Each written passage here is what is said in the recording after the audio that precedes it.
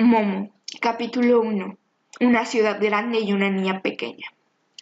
En los viejos, viejos tiempos, cuando los hombres hablaban todavía muchas otras lenguas, ya había en los países ciudades grandes y suntuosas.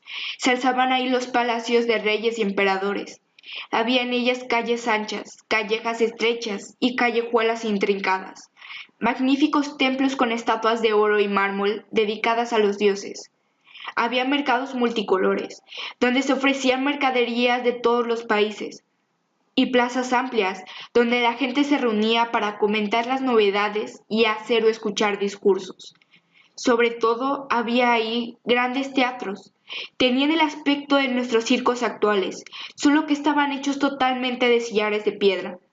Las filas de asientos para los espectadores estaban escalonadas como en un gran embudo.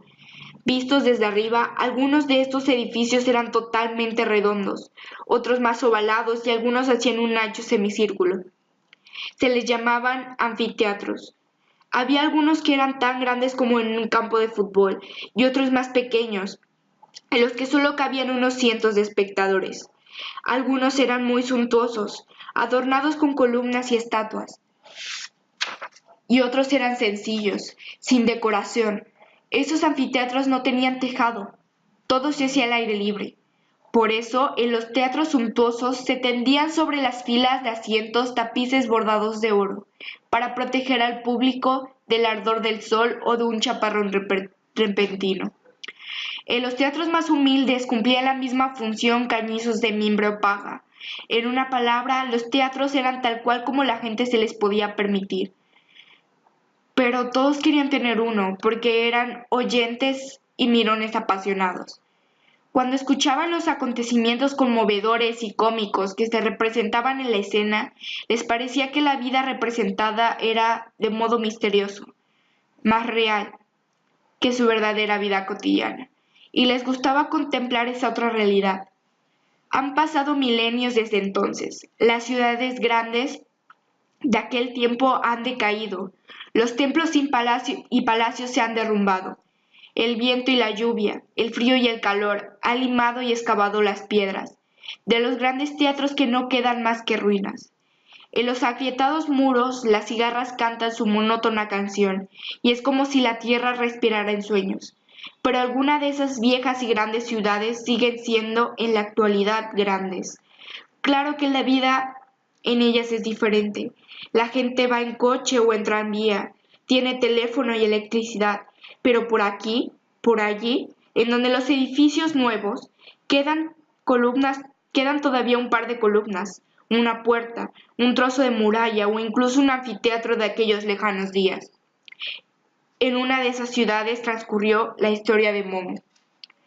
Fuera, en el extremo sur de esa gran ciudad, ahí en donde comienzan los primeros campos, y las chozas y casuchas son cada vez más miserables, quedan ocultas en un pinar, las ruinas de un pequeño anfiteatro. Ni siquiera en los viejos tiempos fue uno de los suntuosos, ya que por aquel entonces era, digamos, un teatro para gente humilde. En nuestros días, es decir, en la época en que se inició la historia de Momo, las ruinas estaban casi olvidadas. Solo unos pocos catedráticos de arqueología sabían que existían, pero no se ocupaban de ellas porque ya no había nada que investigar. Tampoco era un monumento que se pudiera comparar con los otros que había en la gran ciudad. De modo que solo de vez en cuando se perdían por ahí unos turistas. Saltaban por las filas de asientos cubiertas de hierbas, hacían ruido, tomaban alguna foto y se iban de nuevo. Entonces volvía al silencio, al círculo de la piedra, y las cigarras cantaban la siguiente estrofa de su interminable canción, que por lo demás no se diferenciaba de nada de las estrofas anteriores. En realidad, solo la gente de los alrededores conocía el edificio redondo. Apacentaban en él sus cabras. Los niños usaban la plaza redonda para jugar la pelota y a veces se encontraban ahí de noche algunas parejitas. Pero un día corrió la voz entre la gente de que últimamente vivía alguien en las ruinas. Se trataba de al parecer una niña. No lo podían decir exactamente, porque iba vestida de un modo muy curioso. Parecía que se llamaba Momo o algo así. El aspecto externo de Momo ciertamente era un tanto desusado, y acaso podía asustar algo a la gente que da mucha importancia al aseo y al orden. Era pequeña y bastante flaca, de manera que ni con la mejor voluntad se podía decir si tenía solo 8 años o si tenía 12. Tenía el pelo muy ensortijado, negro como la pez, y todo el aspecto de no haberse enfrentado jamás a un peine o unas tijeras. Tenía unos ojos grandes, muy hermosos y también negros como el carbón, y unos pies del mismo color, pues casi siempre iba descalza. Solo en invierno llevaba zapatos de vez en cuando, pero solían ser diferentes, gastados, y además le quedaban demasiado grandes. Eso era porque Momo no poseía nada de lo que encontraba por ahí o lo que le regalaban. Su falda estaba hecha de muchos remiendos de diferentes colores y le llegaban hasta los tobillos. Encima llevaba un chaquetón de hombre viejo, demasiado grande, cuyas se remangaba alrededor de la muñeca.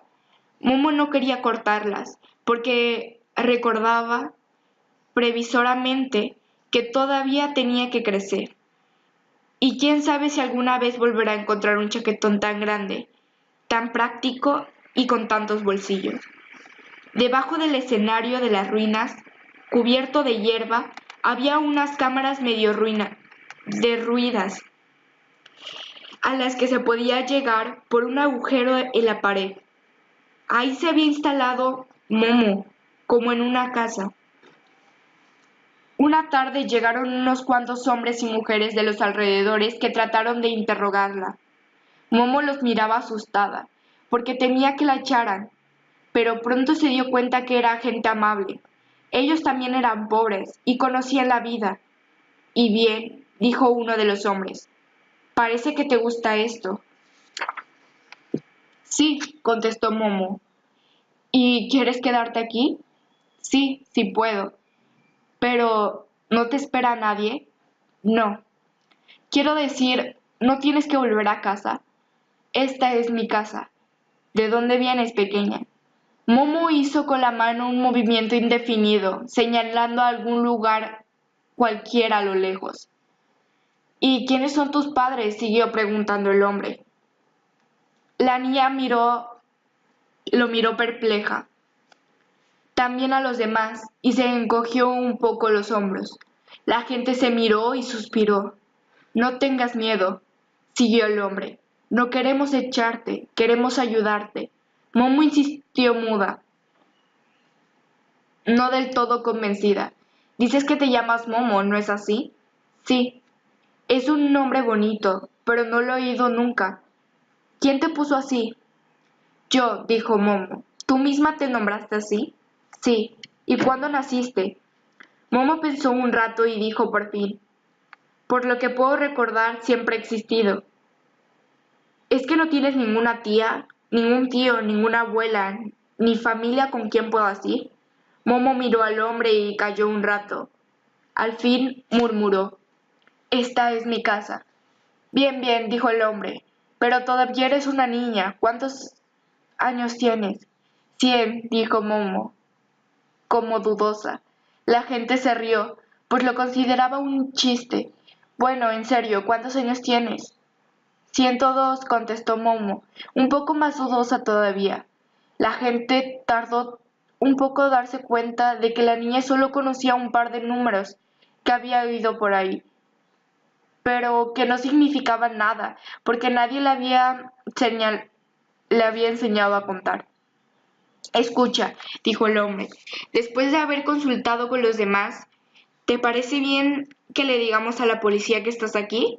Entonces te llevarían a un hospicio, donde tendrías comida y una cama, y en donde podrías aprender a contar y a leer y a escribir, y muchas cosas más. ¿Qué te parece, No, murmuró, no quiero ir de ahí. Ya estuve ahí una vez. También había otros niños, había rejas en las ventanas, había azotes cada día y muy injustos. Entonces de noche escalé la pared y me fui. No quiero volver ahí. Lo entiendo, dijo un hombre viejo y asintió. Los demás también lo entendían y asintieron. Está bien, dijo una mujer, pero todavía eres una niña pequeña. Alguien ha de cuidar de ti. Yo, contestó Momo aliviada. ¿Ya sabes hacerlo? Preguntó la mujer. Momo calló un rato y dijo en voz baja, no necesito mucho. La gente volvió a intercambiar miradas, a suspirar y a sentir. ¿Sabes, Momo? Volvió a tomar la palabra el hombre que había hablado primero. Creemos que quizá podrías quedarte con alguno de nosotros. En verdad que todos tenemos poco espacio y la mayor parte ya tenemos un montón de niños que alimentar, pero por eso creemos que uno más no importa. ¿Crees que te parece? ¿Qué te parece eso, eh? Gracias, dijo Momo y sonrió por primera vez. Muchas gracias, pero ¿por qué no me dejan vivir aquí? La gente estuvo discutiendo mucho rato y al final estuvo de acuerdo, porque aquí pensaban Momo podía vivir igual, qué bien que como cualquiera de ellos, y todos juntos cuidarían de ella, porque de todos modos sería mucho más fácil hacerlo todos juntos que uno solo. Empezaron enseguida, limpiaron y arreglaron la cámara medio derruida de la que vivía Momo. Todo lo bien que pusieron. Uno de ellos, que era albañil, construyó incluso una pequeña estufa. También encontraron un tubo de chimenea oxidado. Un viejo carpintero construyó unas cajas, una mesa y 2 sillas. Por fin las mujeres trajeron una vieja cama de hierro, que nadie usaba, con adornos de madera, un colchón que solo estaba un poco roto y 2 cobijas. La cueva de piedra debajo del escenario se había convertido en una acogedora habitación. El albañil, que tenía aptitudes artísticas, pintó un bonito cuadro de flores en la pared. Incluso pintó un marco y el clavo del que colgaba el cuadro. Entonces vinieron los niños y los mayores y trajeron comida que les sobraba. Uno un pedacito de queso y el otro un pedazo de pan, el tercero un poco de fruta y así los demás. Y como eran muchos niños, se reunió esa noche en el anfiteatro un nutrido grupo e hicieron una pequeña fiesta de honor a la instalación de Momo. Fue una fiesta muy divertida, como solo sabe celebrarlas la gente modesta. Así comenzó la amistad entre la pequeña Momo y la gente de los alrededores.